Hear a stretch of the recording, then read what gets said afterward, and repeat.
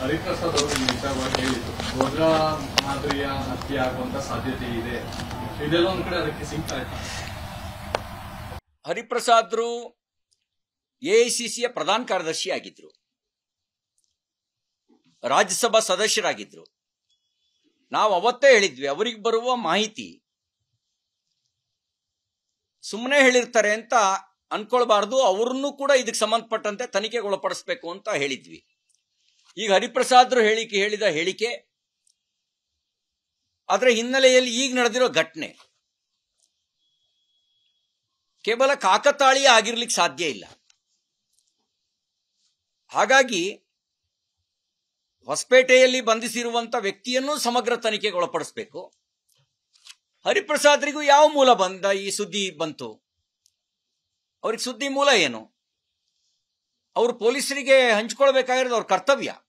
ಯಾಕೆಂದ್ರೆ ಅವರು ಏನು ಆಪಾದನೆ ಮಾಡಿದ್ದಾರೆ ಅದು ಸಾಮಾನ್ಯ ಸಂಗತಿ ಅಲ್ಲ. ಹಾಗಾಗಿ ಅವರು ಪೊಲೀಸರಿಗೆ ಹಂಚ್ಕೊಳ್ಳದೆ ಇರೋದು ಮತ್ತು ಪೊಲೀಸರು ಅವರನ್ನ ಎನ್ಕ್ವೈರಿ ಮಾಡಬೇಕಾಗಿತ್ತು. ಎನ್ಕ್ವೈರಿ ಮಾಡದೇ ಇರೋದು, ಎನ್ಕ್ವೈರಿಗೆ ನೋಟಿಸ್ ಕೊಟ್ಟರು ಅಂತ ಅಂದ ತಕ್ಷಣನೇ ಇವರು ಉರಿದು ಬಿದ್ರು. ಅಷ್ಟಕ್ಕೇನೆ ಭಯ ಬಿದ್ದು ಪೊಲೀಸ್ ಇಲಾಖೆ ಮಾತಾಡ್ಸೋದು ಬಿಟ್ಬಿಡ್ತು. ಆದ್ರೆ ಈಗ ಆಗಿರೋ ಘಟನೆ ನೋಡಿದಾಗ ಇದನ್ನ ಲಘುವಾಗಿ ತಗೊಳ್ಬಾರ್ದು, ಇದನ್ನ ಗಂಭೀರವಾಗಿ ತಗೊಳ್ಬೇಕು ಅಂತ ನಾನು ರಾಜ್ಯದ ಗೃಹ ಸಚಿವರಿಗೆ ಮತ್ತು ಪೊಲೀಸ್ ಇಲಾಖೆಯ ವರಿಷ್ಠಾಧಿಕಾರಿಗಳಿಗೆ ಈ ಸಂದರ್ಭದಲ್ಲಿ ಆಗ್ರಹ ಮಾಡಲಿಕ್ಕೆ ಬಯಸ್ತೇನೆ. ಹರಿಪ್ರಸಾದ್ ಅವರು ಈ ವಿಚಾರವಾಗಿ ಹೇಳಿದ್ರು ಗೋದ್ರ ಮಾದರಿಯ ಹತ್ಯೆ ಆಗುವಂತ ಸಾಧ್ಯತೆ ಇದೆ. ಇದೆಲ್ಲ ಒಂದ್ ಕಡೆ ಅದಕ್ಕೆ ಸಿಂಕ್ ಆಯ್ತು.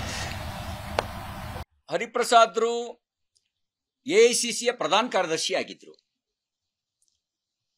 ರಾಜ್ಯಸಭಾ ಸದಸ್ಯರಾಗಿದ್ರು. ನಾವು ಅವತ್ತೇ ಹೇಳಿದ್ವಿ, ಅವರಿಗೆ ಬರುವ ಮಾಹಿತಿ ಸುಮ್ಮನೆ ಹೇಳಿರ್ತಾರೆ ಅಂತ ಅನ್ಕೊಳ್ಬಾರ್ದು, ಅವ್ರನ್ನೂ ಕೂಡ ಇದಕ್ಕೆ ಸಂಬಂಧಪಟ್ಟಂತೆ ತನಿಖೆಗೆ ಒಳಪಡಿಸಬೇಕು ಅಂತ ಹೇಳಿದ್ವಿ. ಈಗ ಹರಿಪ್ರಸಾದ್ರು ಹೇಳಿದ ಹೇಳಿಕೆ ಅದರ ಹಿನ್ನೆಲೆಯಲ್ಲಿ ಈಗ ನಡೆದಿರೋ ಘಟನೆ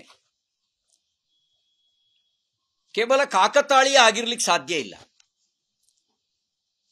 ಹಾಗಾಗಿ ಹೊಸಪೇಟೆಯಲ್ಲಿ ಬಂಧಿಸಿರುವಂತ ವ್ಯಕ್ತಿಯನ್ನು ಸಮಗ್ರ ತನಿಖೆಗೆ ಒಳಪಡಿಸಬೇಕು. ಹರಿಪ್ರಸಾದ್ರಿಗೂ ಯಾವ ಮೂಲ ಈ ಸುದ್ದಿ ಬಂತು? ಅವ್ರಿಗೆ ಸುದ್ದಿ ಮೂಲ ಏನು? ಅವರು ಪೊಲೀಸರಿಗೆ ಹಂಚ್ಕೊಳ್ಬೇಕಾಗಿರೋದು ಅವ್ರ ಕರ್ತವ್ಯ. ಯಾಕೆಂದ್ರೆ ಅವರು ಏನು ಆಪಾದನೆ ಮಾಡಿದ್ದಾರೆ ಅದು ಸಾಮಾನ್ಯ ಸಂಗತಿ ಅಲ್ಲ. ಹಾಗಾಗಿ ಅವರು ಪೊಲೀಸರಿಗೆ ಹಂಚ್ಕೊಳ್ಳದೆ ಇರೋದು ಮತ್ತು ಪೊಲೀಸರು ಅವರನ್ನ ಎನ್ಕ್ವೈರಿ ಮಾಡಬೇಕಾಗಿತ್ತು.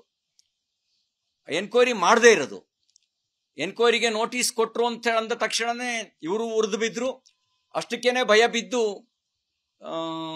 ಪೊಲೀಸ್ ಇಲಾಖೆ ಮಾತಾಡ್ಸೋದು ಬಿಟ್ಬಿಡ್ತು. ಆದ್ರೆ ಈಗ ಆಗಿರೋ ಘಟನೆ ನೋಡಿದಾಗ ಇದನ್ನ ಲಘುವಾಗಿ ತಗೊಳ್ಬಾರ್ದು, ಇದನ್ನ ಗಂಭೀರವಾಗಿ ತಗೊಳ್ಬೇಕು ಅಂತ ನಾನು ರಾಜ್ಯದ ಗೃಹ ಸಚಿವರಿಗೆ ಮತ್ತು ಪೊಲೀಸ್ ಇಲಾಖೆಯ ವರಿಷ್ಠಾಧಿಕಾರಿಗಳಿಗೆ ಈ ಸಂದರ್ಭದಲ್ಲಿ ಆಗ್ರಹ ಮಾಡಲಿಕ್ಕೆ ಬಯಸ್ತೇನೆ.